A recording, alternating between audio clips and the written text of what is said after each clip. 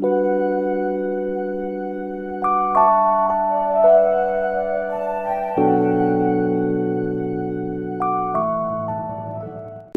you are great, you do miracles so great. Lord, there is no one else like you. There is no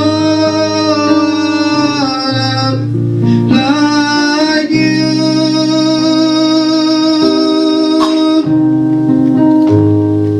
There is no one else like you.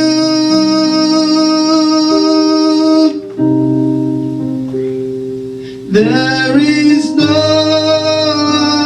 one else like you. Thank you, Jesus. Thank you, Jesus.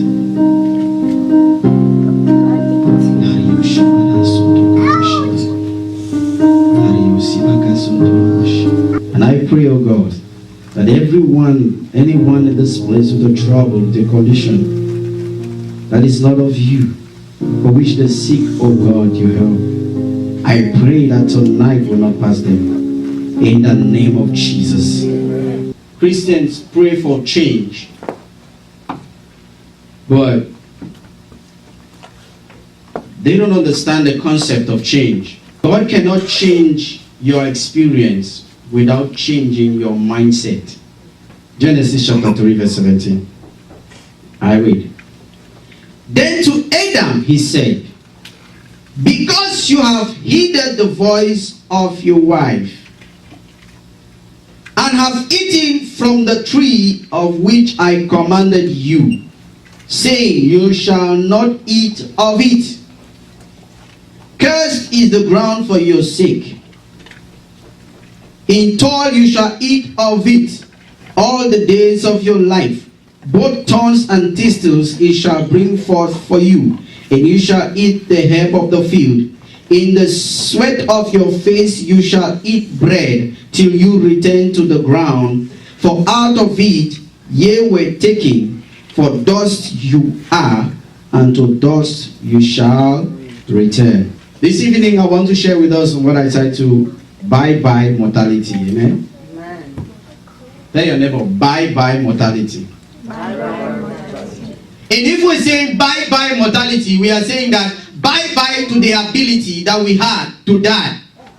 Hallelujah. Amen. The Bible makes us understand that when God was speaking to Adam after Adam fell, we realized that God was telling Adam that he was going to die, and that all these bad things were going to happen to him because of an action. It was because of what he did.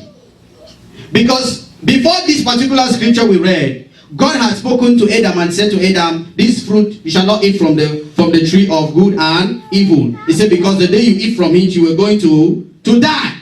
Now it means that Adam was not supposed to die by God's plan, original plan. It means death came to Adam's life by his own very action. So death actually was not God's gift to man, but a consequence of man's action. It's like a father sends his children to school. The wish of the father is that the children should come back with A grades and B grades. Sometimes they come back with F. It's not your wish. It's not, you are not happy that they come back with F. But the F is a consequence of their action and not your wish.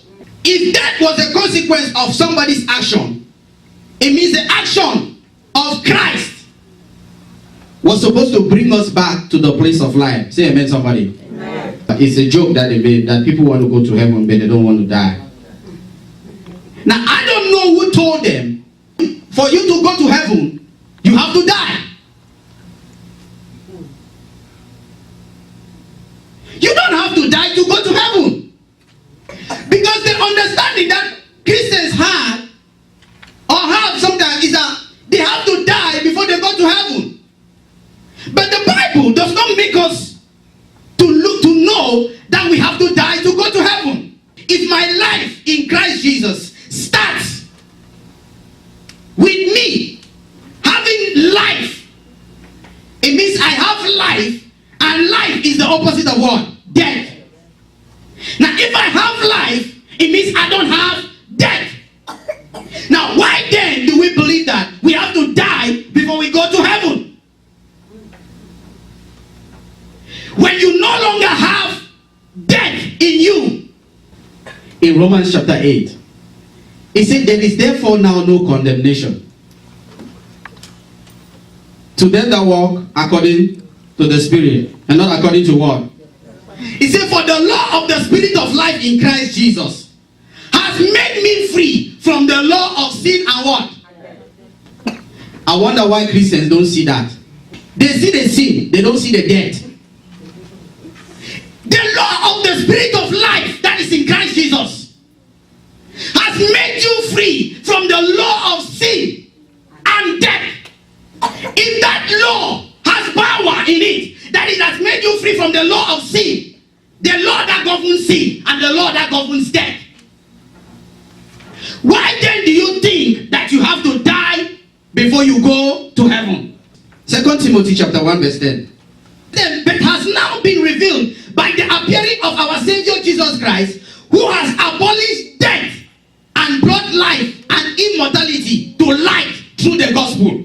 It means that Jesus Christ abolished death before he brought life and immortality to light through what? The gospel. It means that life and immortality will come to Christians not when Jesus will come back. That's not the time we're going to get that life, but it's going to come delivered to us by the gospel. A lot of Christians believe that yes, they will live forever, but they know that it's going to only happen when Jesus comes. The Bible says he brought life and immortality to light. He revealed it, he opened the package. Sometimes you have your birthday and people bring you gifts. They put it in a seal and they bring it to you. You say, wow, nice thing, nice. Sometimes people open their boxes and it explodes. But the Bible says God decided to put life and immortality in the package of the gospel and brought it to you and I. If we receive the gospel, we have the life and we have the ability not to die. Jesus Christ has brought life and immortality to light so that everybody can see it. Because if you can see it, you can have it. Oh, God has given everybody in the world opportunity to have life. It is only the person who has ability to believe in it that will get it. That's why a lot of people will still die and go to hell, because they don't believe in it. A lot of us, we are conscious of the fact that we will receive glory and honor, but we don't know that one of the things that we ought to receive, that God made us to receive in Christ Jesus, is the ability not to die. Romans chapter 2 verse 7 says, okay, let me just read from verse 5 so you get it in context. But in accordance with your hardness and your impertinent heart, you are treasuring up for yourself wrath in the day of wrath and revelation of the righteous judgment of God, who will render to each one according to his deeds. 7. Eternal life to those who by patient continuance in doing good seek for glory, honor, and what? Immortality. 1 Corinthians chapter 15 verse 53 says, for this corruptible must put on incorruption, and this mortal must put on immortality. Then shall be brought to pass the same that is written, death is swallowed up in victory. It means you own life, you own death. It means you can decide what to do with the life and what to do with the death. If you decide that it should still kill you, it is your cup of coffee. Drink it alone. I came to talk to somebody who is willing to take Christianity to the other level, to the next level that God is trying to bring into it. I came to talk to somebody who is willing to believe something that is outrageous. The Bible says Enoch pleased God and he was not. Because God took him. If people in the Old Testament could please God so much in the Old Testament, and then God decided to say, come up. What more of you and I? The Bible says, listen to me, there is no greater man that was born than John the Baptist. He said, but the least in the kingdom is greater. It means John the Baptist was greater than Enoch. But Enoch went to heaven because God was just happy. Is God no more happy with you? Do you not have a better covenant with God than Enoch? Do you know that as a Christian, you can decide to prolong your days on the earth? God had already proclaimed that people were going to die. He had said that people were going to die. But do you know how long it took for people like Methuselah to die? 900, and you understand? People were living for thousands of years. Then God got angry again. And they said, people are going to live for 120 years. But do you know that Abraham did not live 120, he lived more. When God said, men shall not live for more than 120 years, you were not born. You did not yet exist. He was speaking to men. You are not a man. You are a son of God. God can address you like a man. That statement was not for you. One time one girl made a statement, said the Bible is very confusing. I said the Bible is not confusing. It is written for different classes of people. You just need to know your class. You will not be confused. The bad thing about it is that sometimes Christians read things that are written for unbelievers and believe it for themselves. Then they read the ones that are believed for themselves and think that it's for the unbelievers. Hezekiah had done so much bad that God wanted to kill him. He went to God and said, God, add my years. He actually asked. How many Christians ask for more years?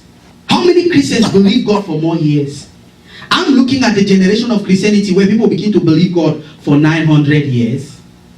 Just imagine if you have to live for 500 years. All your colleagues will die and leave you. You automatically become a landlord by the grace of God. Just by prolonging your days, you become a landlord. Because the landlord died and left you in his house. And all his children came and died and left you there. So you just automatically have the house. If our Christianity was so precious that angels had to be looking to see what was there, what do you think? What do you think the angels were trying to look at? The way we just die? The way we fall sick like everybody else? The way we have our life like everybody else is having their life? That's the reason why unbelievers laugh at Christians. Because Christians have nothing to show for all their speaking in tongues and prayer, because they have not gotten to the place where they can believe God for something that is out of normal. Amen. I gave my life to God. I was saying, my friend, I said, if you like to give me orange, come to my house, visit me, give me orange. Because there is never a day you will see me in the hospital that you are going to come there to give me orange. And it has never happened. I have not been a Christian for 5 years, for 15 years. Because it's what you believe that you get. It's what you say that you get. I'm working with a Christian and the sister said, oh, we saw one guy was coming from the hospital. And the sister said, oh, that's how you be carrying your child. I said, shut up. I can't carry my child from the hospital. We'll be coming from the beach, not from the hospital. Because you have to know what you are saying. Because that's where your life is going to be. Life and death is in the power of what you say. Yeah. What do you want? Do you want 600? Say it. Do you want 500? Say it. God wants to do what he's doing in heaven on earth. And he needs people who can believe in it so that he can do it.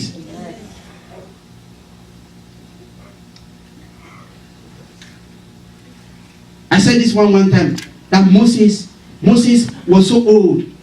There's nobody here that was Moses' age when when God called Moses to go and save the children of Israel. God was not scared of his age. At that time even, God was the one who had the power of death. The devil had it. Because the Bible says Jesus came and died to deliver. You understand? He had it. The devil had it. But God was not scared. Because God also has the power of death. The devil, even though he cannot kill somebody God don't want to kill. But God too can kill people. Because God killed somebody, right? Jesus gave a story how that God killed a rich fool. Because the man went and did business until he had harvest. He said, my soul will make merry. God said, you shall die this night. God decided to kill him. But Moses is 80 years old. God calls him. God is not afraid of his age. Some Christians, when they say, I give my life to God at 70, oh God, why did I not give it when I was in my youth? You are in your youth. Say amen, somebody. Amen. Listen, Moses was 80 years old. God was not afraid of his age. God called him and sent him for an errand, for a 40 years errand. God would have called Moses and said, go for 2 days, and so that you can die quick. At the age of 120, the Bible says he did not lose his youthful stature. He was feeling like 25. If death has been abolished and you don't believe in it, and you go to heaven only to find out that what you were going to heaven to go and get, you could have gotten it down here. Will you not feel bad about yourself? Lord, I worship you. I worship you. For your name is holy. Holy.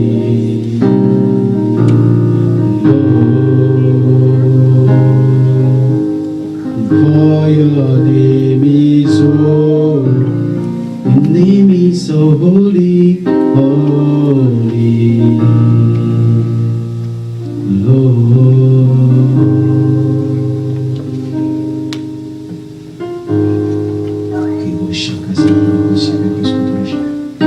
Let's lift your hands up to the Father. The Spirit of God is in this place this evening.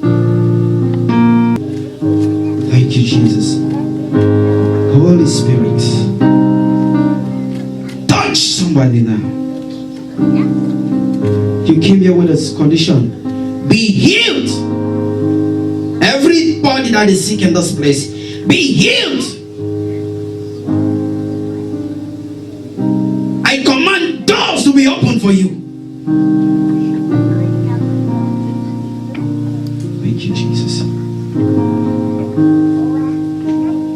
Lord, I worship you. I worship you. Lord, I worship you. I worship you. For your name is holy. Singing, holy.